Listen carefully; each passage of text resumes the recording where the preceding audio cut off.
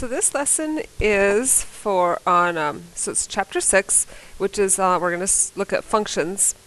We've been working with functions all year, but this chapter is solely devoted to them. And in this first section, 6.1, we're going to look at multiple representations of functions, and I often call that the four-pronged approach. Whoops.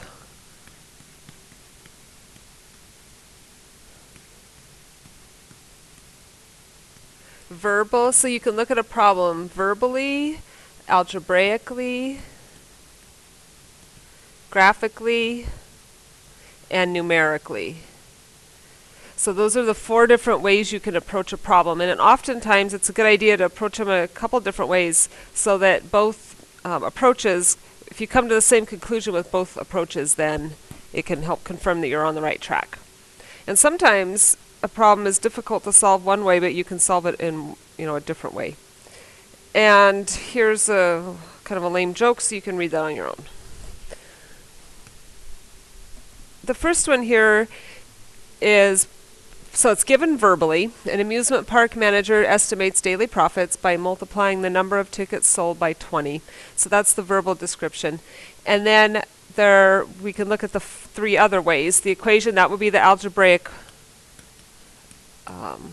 representation. And so what you've got, the number of profits, so you're trying to find profits which are equal to the number of tickets sold by 20. So 20 times t. That could be your equation. And then if you made a table, you could say tickets versus profit, 0, 1, 2, 3, for instance.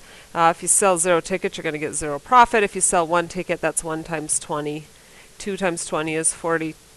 3 times 20 is 60. So these are your profits here. And then to graph it, you would have the independent variable on the x-axis, which is t, and then your profit here.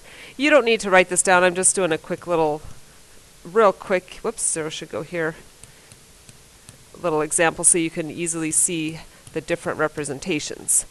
And then we could easily count by 20s here. 20, 40, 60, and so on. So I'll just finish this up real quickly. 1 is 20, 2 is 40, 3 is 60, and so on. And you can see that it's linear.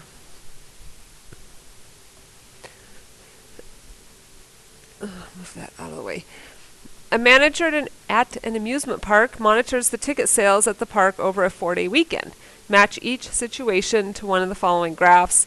Sketch a possible graph if the situation does not match any of them. Letter A, the park was closed on Friday.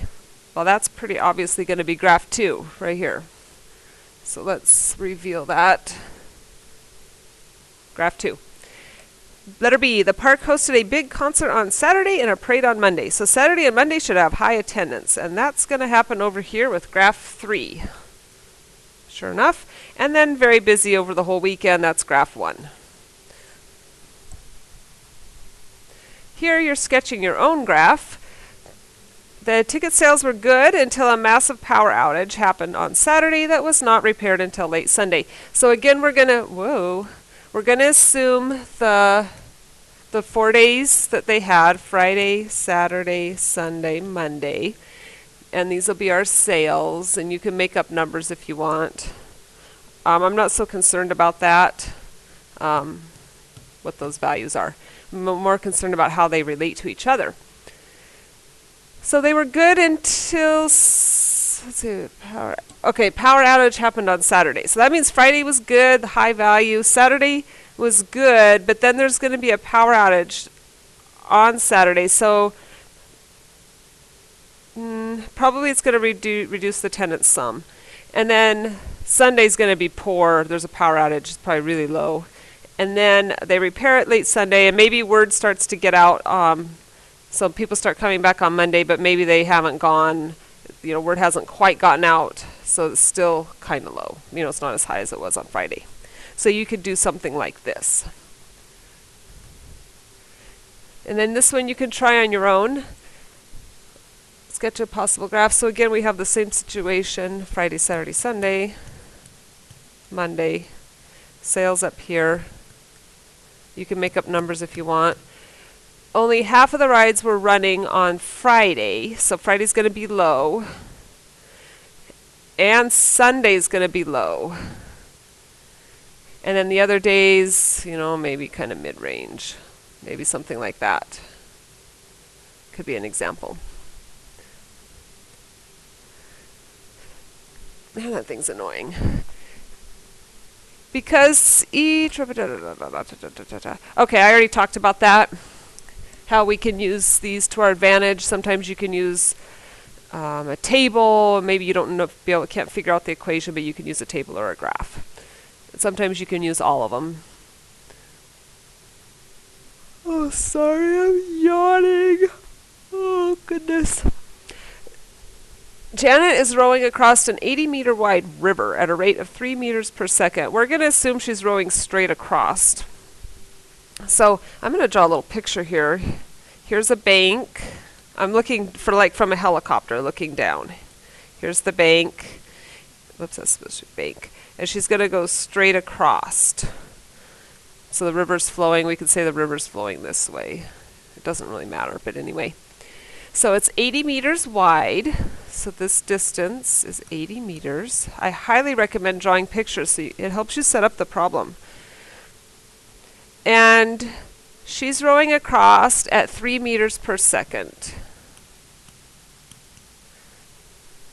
Create a table, an equation, and a graph of the distance that she has remaining. So it's really important for you to see what quantity you're working with here. We want the distance remaining. So you know what I'm going to do? I'm going to come back and erase this little arrow here. And I'm just going to make it go part way across. So that way we can see that this is the D, the distance remaining. That's what the quantity that I want to have in my table. So first of all, it says create a table. Okay, so the table's going to be, we want to know about distance remaining. That's going to be our Y value though. And what's our X going to be? Well, it's going to be time, because for each time, there's going to be a certain amount of distance remaining. So let's say time 0, 1, 2, 3, 4, and so on. So at time 0, how much distance does she have left? Well, she still has to do the whole 80 meters. So this is in meters. After, what is she doing? Per second. So after 1 second, she has gone 3 meters. So I can do 80 minus 3. That will give me my distance remaining. 80 minus 3 is 77. After 2 seconds, she has 80 minus 3 times 2 remaining. So 80 minus 6. Man, my brain is slow. I'm so sorry. Oh my gosh, 74. I'm fighting a cold, I think, which is part of the problem. And then 80 minus 3 times 3, 80 minus 9, that's 71. And so on. And you can also see that these are going down by 3s. So if I subtract 3 from that, that's 68.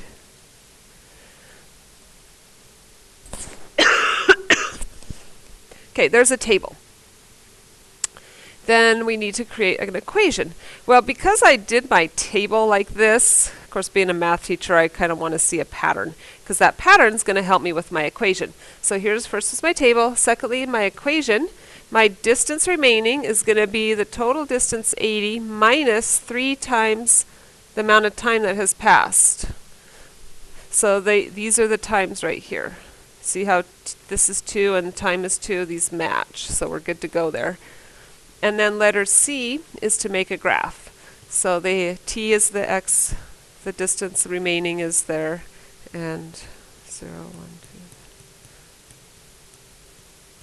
And I know it starts at 80, so I'm going to count by 20s, 20, 40, 60, 80.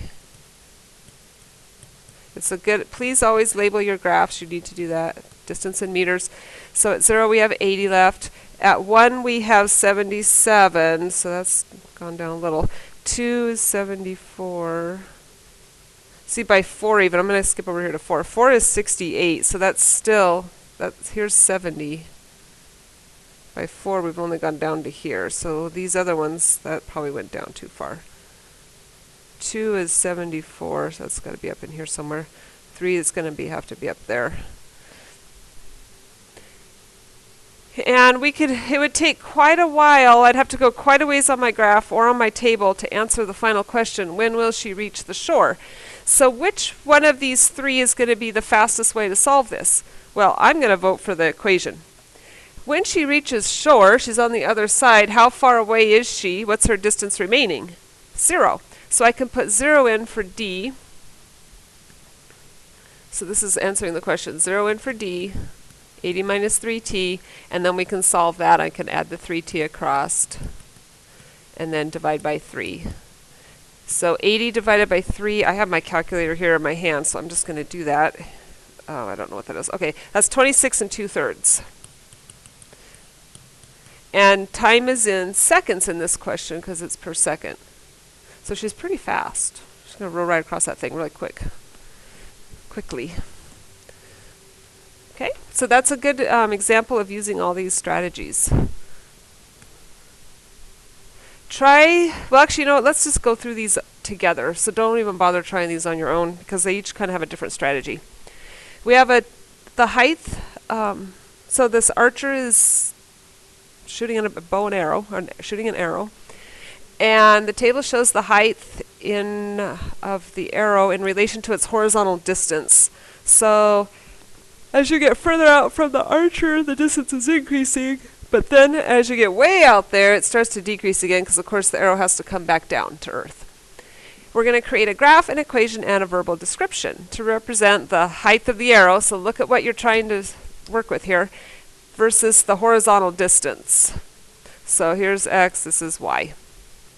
Now, I see a lot of decimals. I see some pretty big numbers. I'm going to opt for the graphing calculator.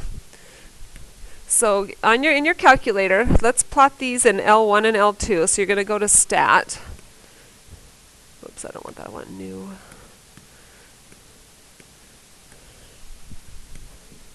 So we're entering data. We're going to put it in Stat.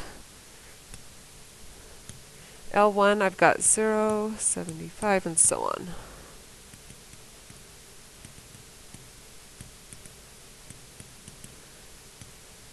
Okay, those look good. And then the y values. What happened? Oh, there it is.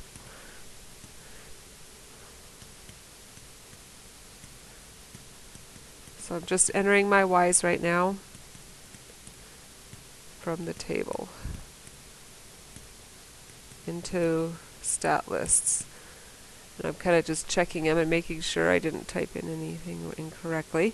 Okay, so now they're in there. And then to graph them, remember you have to do several things. You have to set your window. So I'm going to set my window based on my table. The x's go from 0 to 375. So I'm going to go from -10 to 400. And then the y's go basically from 0 up to 100. Should do the job. Then we also have to turn on our stat plot, so that's second y equals, hit enter, and then turn it on. It's scatter plot, L1 and L2, so we're good to go there. I should be able to press graph and see it. And notice, here's the first point here. So I have my points, and because we have worked with functions before, hopefully you recognize what type of function that is. That looks like a parabola. Okay, so first we've got the graph. So this would be creating the graph, and let's draw a picture of it. Sadly, as soon as I start drawing my window, it disappears. So I'm going to put my window down here. I went from 0 to 400 on my x, and I went from, well, actually I went from, yeah, that's right. And then, well, basically this is from 0 to, well, that was 100, yeah. 0 to 100. I actually went from -10 to 100, but it's close enough. And sadly, I'm going to have to just kind of guess, because I can't remember. What does it look like again? Okay, so there, and there. Basically like that. So there's the graph. When it asks you to do a graph, and you're using a calculator, you can just draw a quick sketch like that. That's good enough. You don't have to spend too much time on that. But I do want to see the graph so that I can see that you did it correctly. Then the equation, we're going to have our calculator find that for us, so we know how to do that. So that's regression. Second quit. Let's do stat calc, it's quadratic, so that's option 5.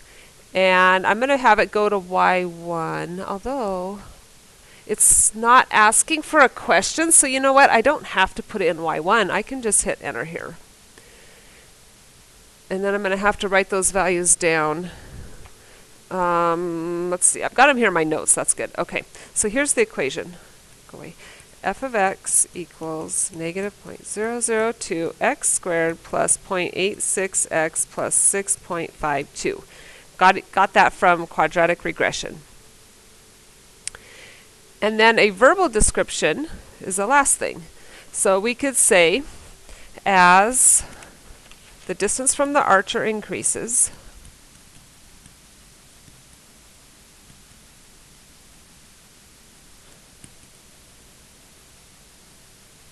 the height of the arrow increases, then decreases in a parabolic fashion. How about? Or an arch. How about a parabolic arch? And if you wanted to get even more specific, you could say, you know, it maxes out around whatever this maximum is, probably around 200. And you could actually find the maximum, but it doesn't ask us to do that. So it looks like we're done with this problem. Here's a table. You can pause this and read through this if you'd like. I'm not going to take the time to read through it because you can obviously do that on your own. I was wondering if there were some key things we need to do. In this section and in the next, we are going to be working with equations using a line. So we're going to work with some of that. Oh, it's right here. So remember, if you want to find the equation of a line, you can use point slope form. Please write this down again. This is really important, and we haven't used it much lately, so you might be a little rusty on that. And then also we're going to be, because they're just throwing different functions at us, and we need to decide what kind of functions they are. Remember, if you find first differences, if they are constant, then it's linear. And if the second differences are constant, then it's quadratic. Third differences would be a cubic, and so on.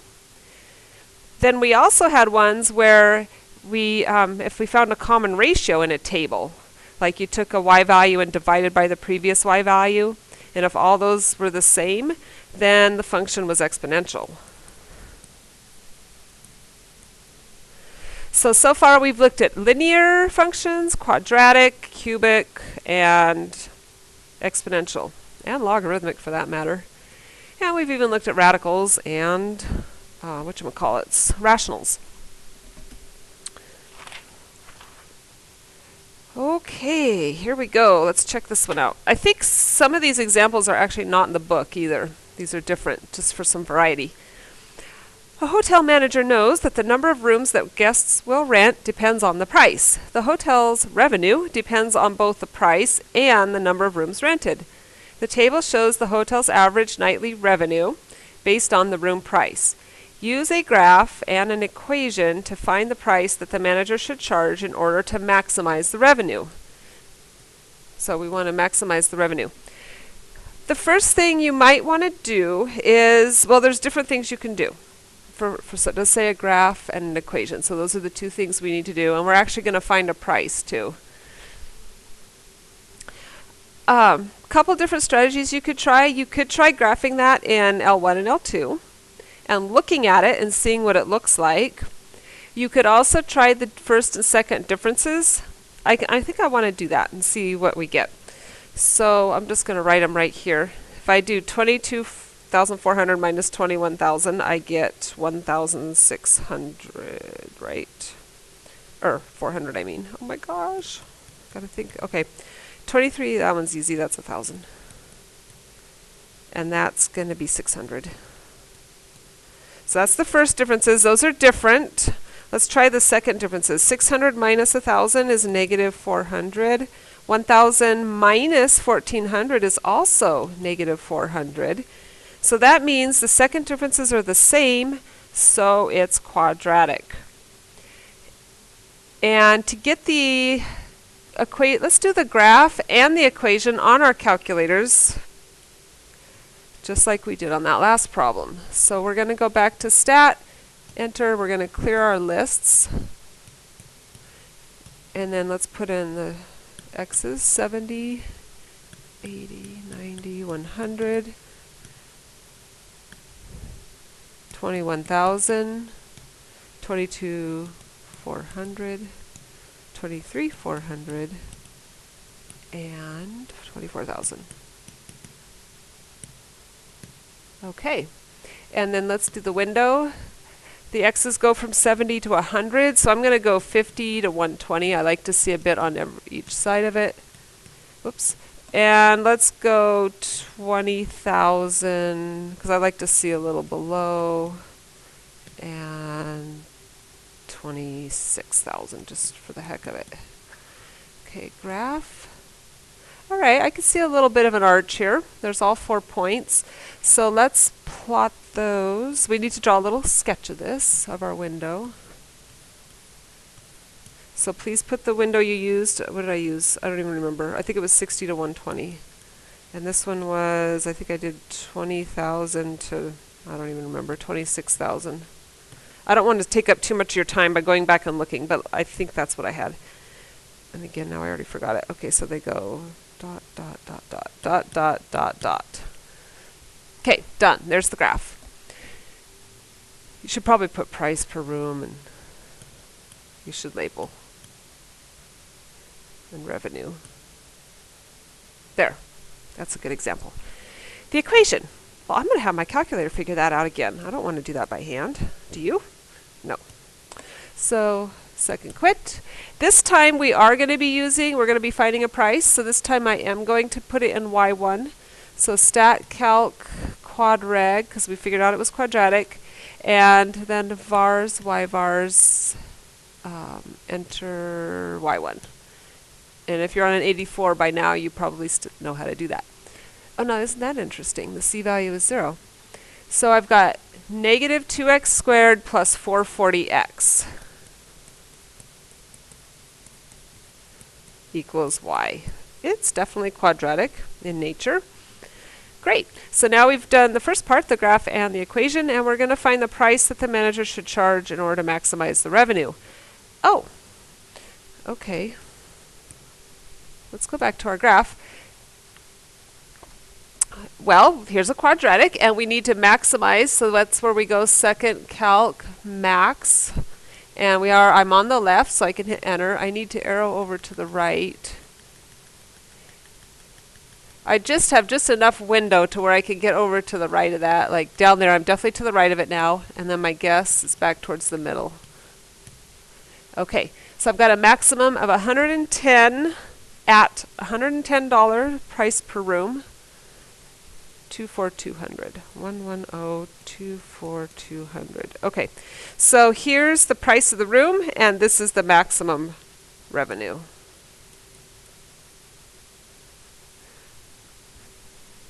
And we've answered the question. That was actually kind of fun. I hope you like that problem. Okay, you're welcome to try these on your own, but you're also welcome to just follow along with me. So an investor buys a property for $100,000. Experts expect the property to increase in value by about 6% per year. As soon as you see that, do you remember working with these types of problems? Do you remember what type of problem this is? Well, since it's increasing by 6% per year, that's exponential. Remember the exponential equation, y equals y sub naught. I'm trying to think of how I want it to. Well, let's just do it this way. 1 plus r to the t. Remember that one? That's the one we want to use. Remember, y sub naught was the initial amount, so we have an initial amount of 100,000. Put that in. 1 plus the rate is 0.06 to the t, which is what we don't know. And we have this. So here I've already got the equation before I've even finished reading the problem. Use a table, a graph, and an equation to predict the number of years it will take for the property to be worth more than 150,000. So I've already got my equation. We want to know when this whole thing is greater than 150,000.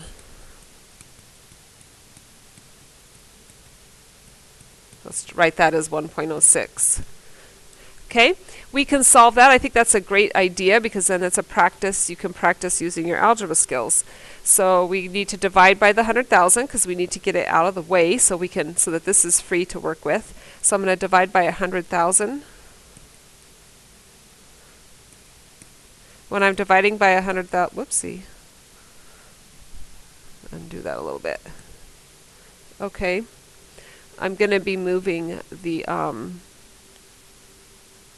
decimal left 5 places, so 1, 2, 3, 4, 5. It's going to be 1.5. And then I've got 1.06 to the t. Now here you can solve it with logarithms because it's an exponential. We undo exponentials with logarithms.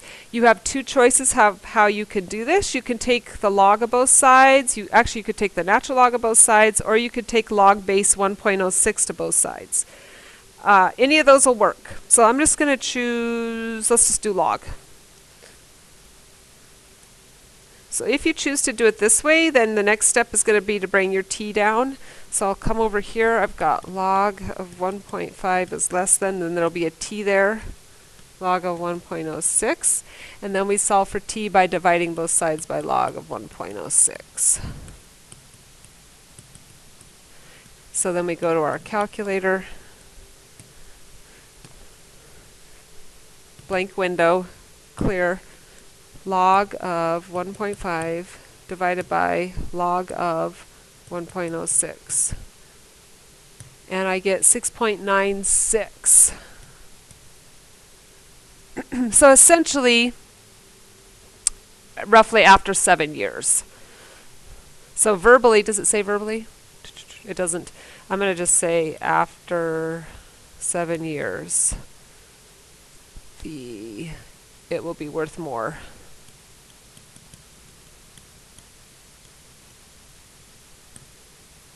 More than 150,000. But it did say to also use a table and a graph, so let's also check that out. Let's use our calculator so we don't have to graph this by hand. So y equals, clear. I have my equation, 100,000. Whoopsie, blah. That's not what I want. What is going on? Oh, it doesn't like it on the edge, that's why. Let's come over here. It's very picky. 1, 2, 3. 1.06 raised to the t. And I definitely need to fix my window because, so the t's, the x's are the t's, that's time. I know I'm going to be dealing with like maybe 0 to 10. And then my y's maybe from 0 to, because I like to go to 0, over 150, so let's do like 160. Okay, it looks nicely curved there. And then we want to know when it's 150,000, so we go to y equals, we go down to 150, down to y2, put in 150, graph, and then we can confirm it by doing the intersection. Whoopsie, that's not what I wanted. Oh, I think it might work. Let's try it, see if I... Yes. So this confirms what we did algebraically, 6.96, roughly, if you round to 2 decimal places, which is what we got here. And then also graphically, we want to know when the value is greater than 150,000. That's when this curve is above the horizontal line, and that's going to happen here on when the x's are greater than 7 or 6.96. So this all confirms that we've looked at it algebraically, graphically. Oh, numerically, you could also look at it with a table. Second table set. We could go start at 0. You can see here the values are less than 150. And then after 7 years now, the values are greater than 150. Moving on. Oh, I do believe this is our last example. I know these videos can tend to get long with these long lessons we have. Bartola opened a new sporting goods business and has recorded his business sales each week. To break even, he needs to sell $48,000 worth of merchandise, so he hasn't gotten there yet in a week. Assuming the sales trend continues, use a graph and an equation to find the number of weeks before he breaks even.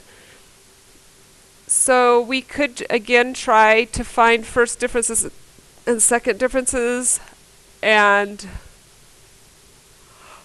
oh my goodness, I'm sorry, this doesn't move either. We could try graphing it too. I think I'm going to do that. So that's under, oops, just plain old stat, edit. Let's clear these out.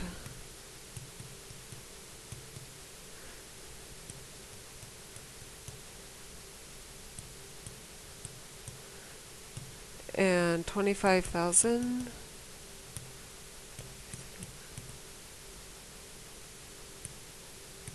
$32.50 and $33,275 and $36,603, and then we need to fix our window, so that's going to go basically 0 to 10 will work, and those can go like from 20.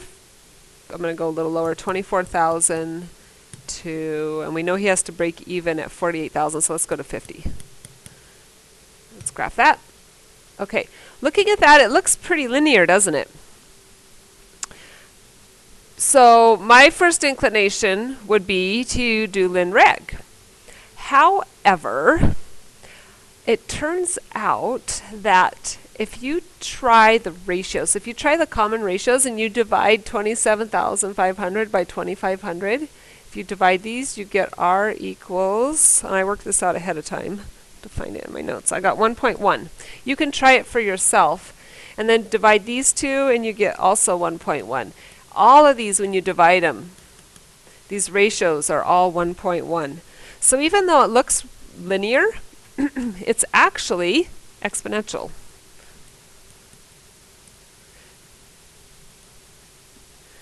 So that means that, so we've got a graph already. We're going to find the equation, so we're going to use our calculator, and because we used the common ratio, we know that it's exponential. We're going to go second quit, clear. We're going to do stat calc exponential reg, which is down there a ways. I think it was 9, 10. And I do want to work with the equation, so I'm going to put it in y1. Vars, y bars, function, y1, enter. Okay. And I think I have this written down. So, okay, let's write this down. Y equals 22727.15, 1.1 to the x. And that's sales, and this is number of weeks. Okay, so there's the equation. We're going to find the number of weeks before he breaks even. So in order to break even, he needs to sell $48,000 worth of merchandise. That means we can go to y equals and put in 48,000 right here. Delete that. Okay. Graph. Oh, right here is where he's going to break even. So we can, and look at how nicely that curve fits those points. So we can do second trace, break even, intersection 5, enter, enter, enter. It finds it. It is 7.8. So week 7.8. So he needs to at 8 weeks he'll be breaking even.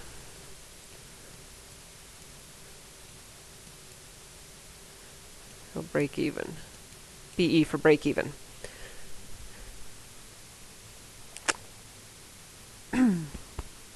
So there's a lot of different strategies here. It's kind of fun because we're using all the stuff we used all year. So keep in mind the common ratios, the common differences. You can graph. You can try all these different strategies to try to figure out to get the best result possible. Now on this same problem, you could have also used lin-reg, and I'm just going to do that really quickly just for fun. Say I hadn't figured out the first differences and I used lin-reg instead. Let's see what our answer would have been then. Okay, now let's find out where they intersect. At 9 weeks. So if we had used a linear model, we would have said at 9 weeks he's breaking even. Well, it's a week off. So it's interesting, isn't it? It's a bit off. Anyway, until next time, have fun doing your math.